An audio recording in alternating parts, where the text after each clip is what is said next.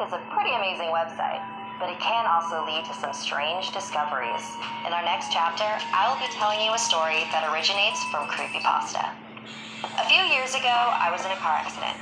Since then, I really don't leave the house that often. It's difficult, and the idea of seeing a car drive by makes me feel lightheaded. So my friend showed me Google Maps. I was fascinated by the fact that I could see all over the world, almost like being there. I became instantly hooked. I'd virtually walk down streets in China, Japan, Germany, England, so many places. The faces of the people were always blurred to protect their privacy, but it was still enjoyable to see them out there, enjoying their life, walking like it was no big deal. One day when I was looking around Tokyo, I spotted a woman wearing bright red sneakers, the same kind I was wearing. She must have good taste. I laughed. I zoomed in closer and noticed her black pants, her gray bag she carried over her black hooded jacket.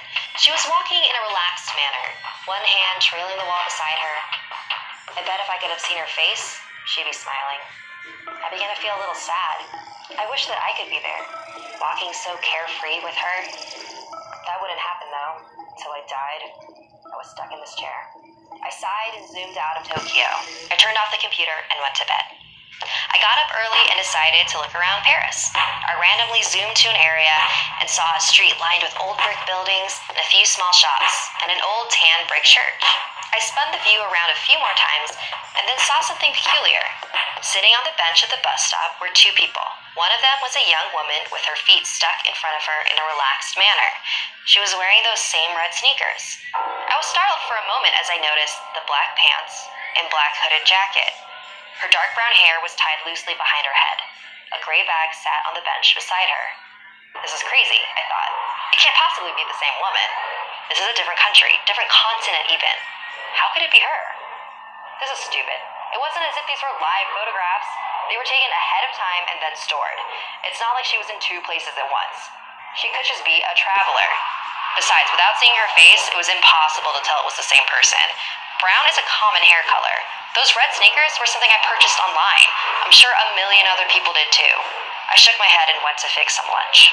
When I got back online, I decided to look at Berlin. I picked a random street as usual. It looked pretty empty.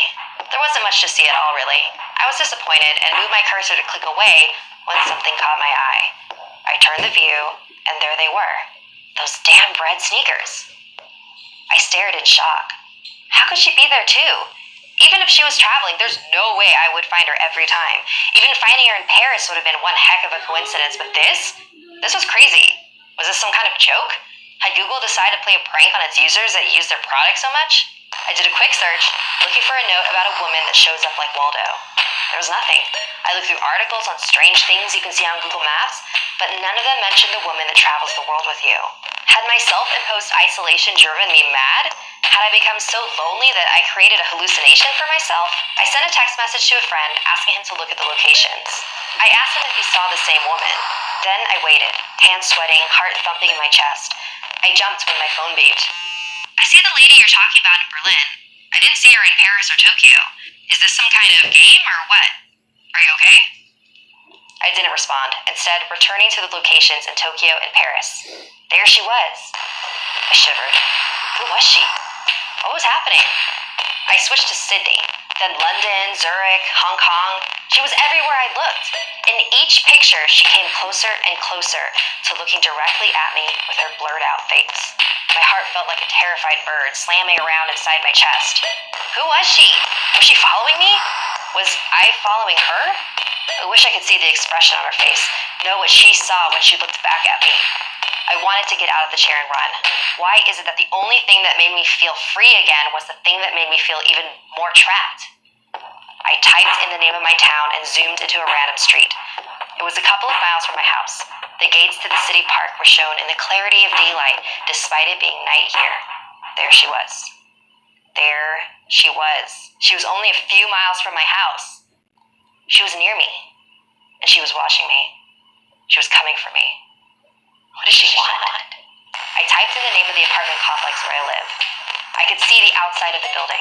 The parking lot was full of cars, and there were a few blurred out children in the playground. I searched everywhere for her.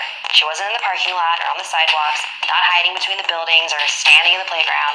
I even scanned each of the cars, behind the bushes, and each of the blurred windows. She wasn't there. I curled tightly around myself and lay my head down on the desk. This place was safe. I didn't leave the apartment anyway. I would never use Google Maps again. I would never see her again. She could stay at the park for all I cared. I'm safe, I said to myself in a whisper. It felt good to hear it out loud. I'm safe. A chill ran down my spine.